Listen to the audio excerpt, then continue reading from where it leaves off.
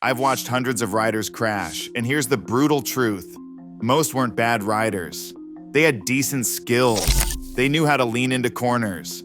They could handle their bikes just fine on a good day, but they made simple mistakes that turned them into statistics. You know that moment when everything goes wrong and you can't figure out why? Your bike suddenly feels unstable in a corner you've taken 100 times. You grab too much brake and feel the rear wheel start to slide. You target fixate on that guardrail and can't seem to look away. Here's what I've learned after years of teaching riders and investigating crashes. These aren't skill problems. They are fixable mental and mechanical traps that catch even experienced riders. Today, I'm breaking down the 5 mistakes that separate safe riders from accident reports, and I guarantee you're guilty of at least one of them. Target fixation, also known as the death stare. Let me tell you about target fixation, the death stare that kills more riders than bad weather and mechanical failures combined. I watched a student in my advanced class keep hitting the same pothole every single lap around our practice course. Same corner, same pothole, same frustrated rider picking up his bike. After the 3rd time, I pulled him aside. "What are you looking at when you approach that corner?" "The pothole," he said. "I'm trying to avoid it." That's target fixation in a nutshell. You stare at the problem instead of the solution path. Here is the brutal reality. Your bike goes where your eyes go, period. It's not mystical or theoretical. It's basic neuroscience. Your brain processes visual input and sends micro corrections to your hands and body. Stare at the guardrail, and you'll drift towards the guardrail. Lock onto that parked car, and you'll find yourself heading straight for it. The MSF teaches this as the foundation of safe riding, and they're right.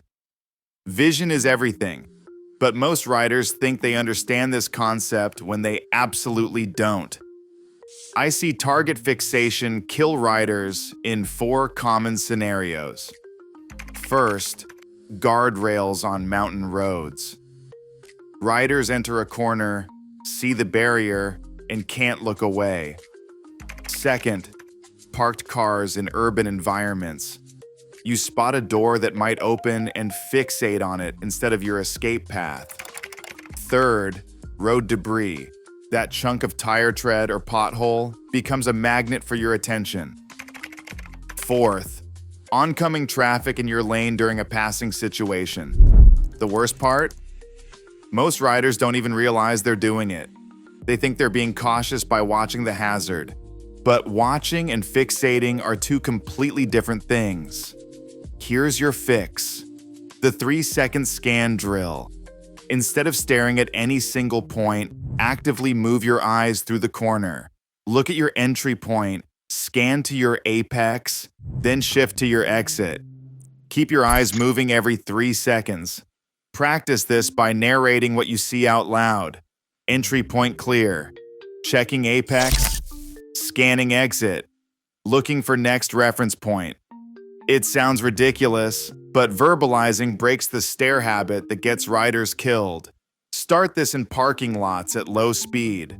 Set up cones and practice looking where you want to go, not where you're afraid to go. Then take it to quiet roads, with gentle curves. The real test comes when you encounter an actual hazard. That's when your lizard brain wants to lock onto the threat. Force yourself to look at your escape route instead. Trust me, the hazard isn't going anywhere, but your safe path might. I've seen riders transform their cornering confidence just by fixing their vision habits. The same curves that used to intimidate them become smooth and predictable. The bike feels more stable because they're giving it consistent input instead of jerky corrections based on fear. This isn't about ignoring hazards. It's about processing them without getting trapped by them.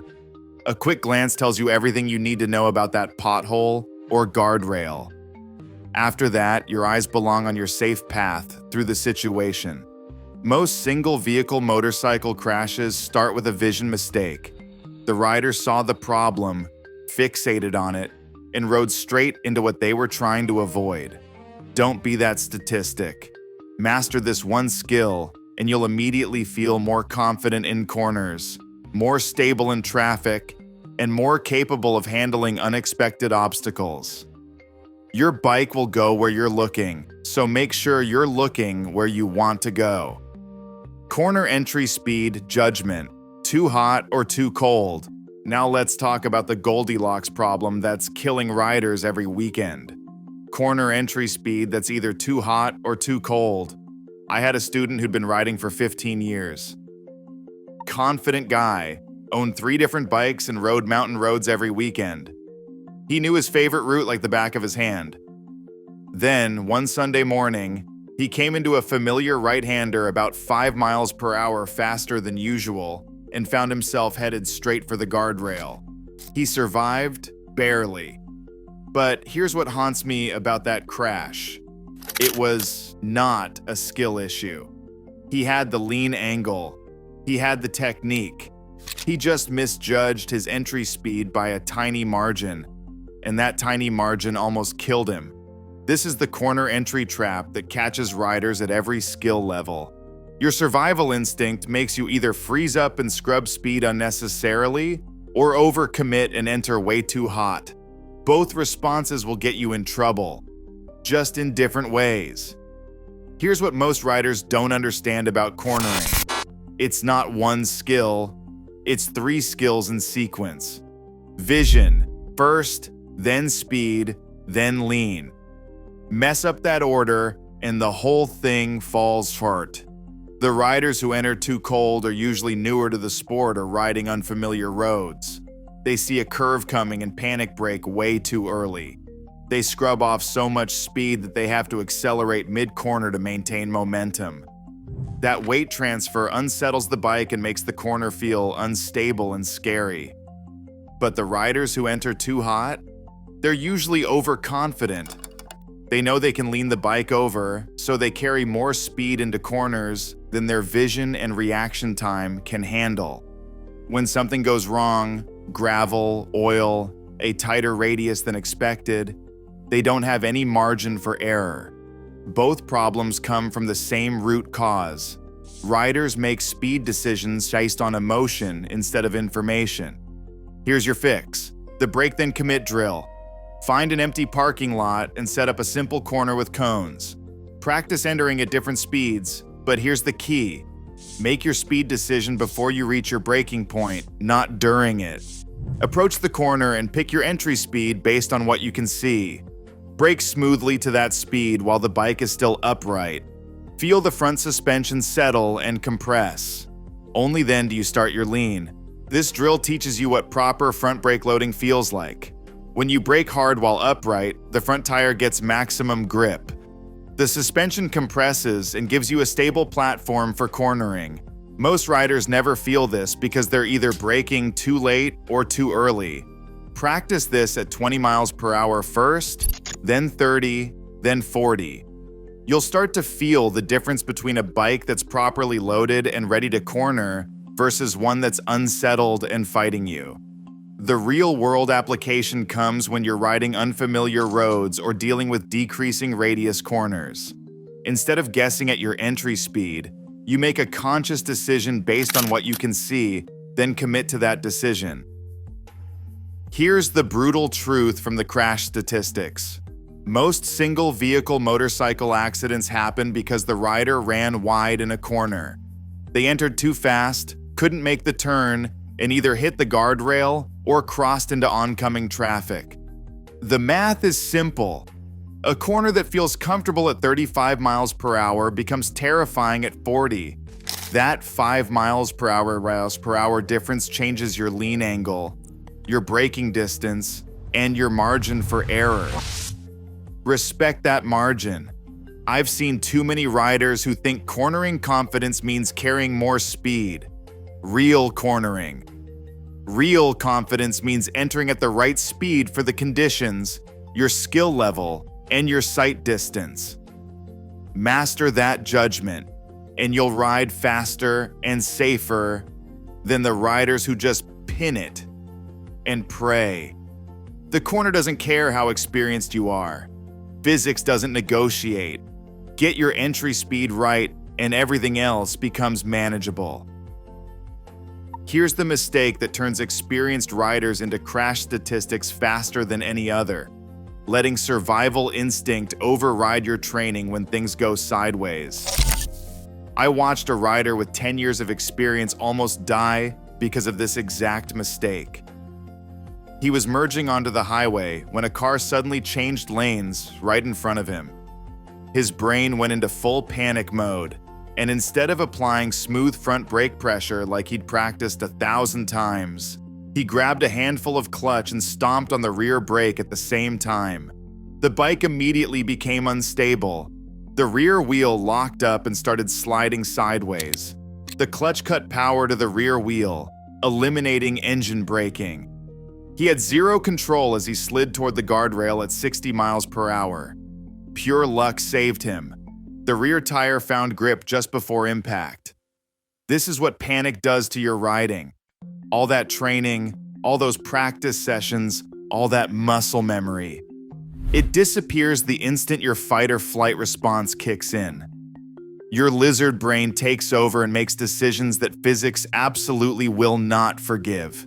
The deadly combination I see most often is clutch grab plus rear brake stomp. Riders think they're being safe by pulling in the clutch, but they're actually making everything worse. The clutch eliminates engine braking, which is a huge part of your stopping power. Meanwhile, the rear brake locks up easily under panic pressure and turns your bike into a sliding missile. Here's what actually happens during emergency braking. Weight transfers forward onto the front tire. That's where your stopping power lives. The front brake can handle 80% of your braking force when the suspension is loaded properly. The rear brake becomes almost useless because there is barely any weight on that tire. But panic makes riders do the opposite. They grab the clutch, stomp the rear brake, and barely touch the front brake because they're afraid it will throw them over the handlebars. It's exactly backwards from what actually works. The physics are brutal and unforgiving. When you grab the clutch during emergency braking, you lose engine compression that helps slow the bike. When you stomp the rear brake, you lock up the tire with the least traction.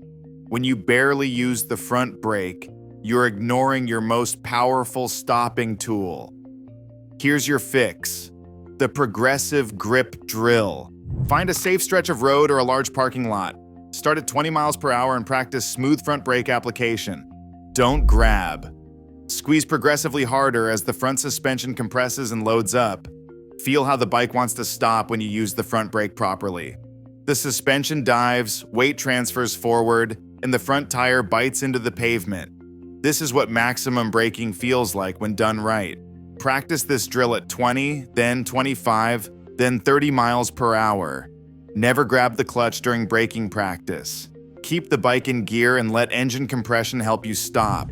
Only pull the clutch at the very end to prevent stalling. The mental game is just as important as the physical technique. When adrenaline spikes, your fine motor control disappears. That's why smooth, progressive pressure works better than trying to modulate a death grip on the brake lever. I teach riders to think squeeze and hold instead of grab and pump. Squeeze the front brake lever progressively harder as the bike slows down. Hold that pressure steady. Don't pump or release unless you are about to lock up. The real test comes when you encounter an actual emergency. That car pulls out in front of you, traffic suddenly stops, or you hit gravel mid-corner. That's when your training either saves you or fails you. Most riders never practice emergency braking until they need it. That's like learning to swim while you are drowning. The time to build this muscle memory is now, in a controlled environment at manageable speeds. Mistake number 4, neglecting tire pressure and basic maintenance. Now let's talk about the mistake that kills riders without them ever knowing what hit them. Neglecting tire pressure and basic maintenance. 2 psi. That is the difference between grip and disaster. That is the margin between making a corner cleanly and sliding into oncoming traffic. and most riders never check it. I had a student blame his cornering skills for months. He kept complaining that his bike felt unstable in turns, like it wanted to stand up and run wide. He was convinced he needed more practice, maybe a track day, definitely better technique. It turned out his front tire was running 8 psi low. We aired it up to the proper 36 psi, and suddenly his bike transformed. Same rider, same corners, completely different handling. The bike tracked through turns like it was on rails. His confidence shot through the roof because the bike was finally working with him instead of against him. Here is what most riders do not understand about tire pressure. It affects everything. Your contact patch, your braking distance, your cornering grip, your stability at speed. When pressure drops, the tire deforms more under load. The contact patch changes shape and size. The sidewalls flex excessively, creating heat and instability. Underinflated tires feel vague and mushy. They make the bike want to fall into corners too quickly at low speeds and stand up and run wide at higher speeds. Overinflated tires feel harsh and skittish. They reduce your contact patch and make the bike feel like it is riding on marbles. The problem is, you cannot tell by looking. A tire can be 10 psi low and still look normal to the naked eye. By the time a tire looks flat, it is dangerously underinflated and probably damaged. The lazy rider mentality that kills people is thinking it looks fine. That is not good enough. Your life depends on 2 small contact patches between your tires and the road. Thinking it looks fine is how riders end up sliding through corners they have made 100 times before. Your fix is simple: the pressure memory check. Pick one day of the week, I use Sunday mornings, and make it your tire pressure day. Same day, every week, no exceptions. Check both tires with a quality gauge, not the pencil type that comes free with tire repair kits. Learn what proper pressure feels like when you ride. Most sport bikes run 36 psi front and 42 psi rear. Cruisers and touring bikes often run lower, maybe 32 psi front and 36 psi rear. Check your owner's manual for the exact specs. Here is a drill that will change how you think about tire pressure. Next time you check your tires, ride the bike with proper pressure for a few miles. Feel how it handles, how it tracks through corners, how stable it feels at speed. Then drop the pressure by 5 psi and ride the same route. You will immediately feel the difference. The bike will feel less precise, less stable, more work to keep on line. That is what you are riding on when you neglect tire pressure. Now imagine that difference amplified when you need maximum grip in an emergency situation. But tire pressure is just the beginning. Chain tension affects how your bike accelerates and decelerates. Too loose, and it will slap and potentially jump off the sprockets. Too tight, and it will bind up and affect your rear suspension. Brake pad wear is another silent killer. Pads do not fail dramatically. They fade gradually until one day you squeeze the lever and nothing happens. Check your brake fluid level monthly. If it is dropping, your pads are wearing. The brutal truth is this: mechanical failures cause crashes, but they are usually not sudden failures. They are gradual deterioration that riders ignore until it is too late. That tire blowout at highway speed? It probably started with chronic underinflation that weakened the sidewall over thousands of miles. I have seen riders spend thousands on performance upgrades while running tires at the wrong pressure. They will buy aftermarket suspension and ignore worn brake pads. They will install a power commander and skip oil changes. Your bike is a machine. Machines need maintenance. The difference between a reliable machine and a dangerous one is attention to the basics: tire pressure, chain tension, brake pads, fluid levels. These are not suggestions, they are requirements for staying alive. Let's talk about the elephant in the room. The crash factor most riders won't admit exists. Mental fatigue and distraction. I watched a commuter with 20 years of experience crash on his daily route home from work. Same road he had traveled 5 days a week for a decade. Perfect weather, dry pavement, familiar corner, but he had just gotten chewed out by his boss. His wife was texting him about dinner plans, and he was running on 4 hours of sleep. He missed his breaking point by maybe 50 feet. On a corner he could ride blindfolded. He entered too hot and ran wide into oncoming traffic. The other driver swerved and saved his life, but barely. Here is what haunts me about that crash. He was technically competent. His skills were solid, but his brain was not present for the ride. Mental fatigue affects everything. Your reaction time slows down. Your decision-making gets sloppy. Your risk assessment goes out the window. You start taking chances you would never take when you are sharp. The warning signs are obvious once you know what to look for. Micro sleeps. Those half-second moments when your eyes close without permission. Delayed reactions to brake lights or turn signals. Poor judgment calls, like following too close or passing in sketchy situations. But riders ignore these signs because admitting mental fatigue means admitting you should not be riding. And most of us would rather risk our lives than admit we are not invincible. Modern life makes this worse. Your phone buzzes with work emails while you are gearing up. You are replaying an argument with your spouse. You are worried about money, stressed about deadlines, distracted by relationship problems. All that mental noise does not disappear when you swing your leg over the bike. It follows you onto the road where it can kill you. The fix is simple, but most riders will not do it. The 5-second reset ritual before every ride. Take 5 deep breaths. Ask yourself 3 questions. Am I physically ready? Am I mentally present? Can I give this ride my full attention? If the answer to any of those questions is no, do not ride. Take the car. Call an Uber. Stay home. Your ego is not worth your life. For longer rides, build in mental breaks every hour. Pull over, walk around, hydrate, reset your focus. Night riding and long-distance touring amplify fatigue effects.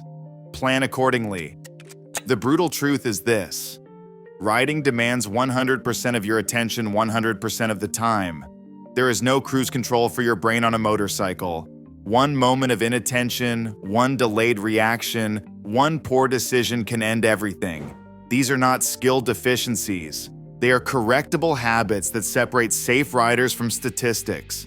Target fixation, speed judgment, panic responses, maintenance neglect, and mental distraction. Which of these mistakes do you recognize in yourself? Drop a comment and let me know your experience with these traps. Hit subscribe so we can build a safer riding community together.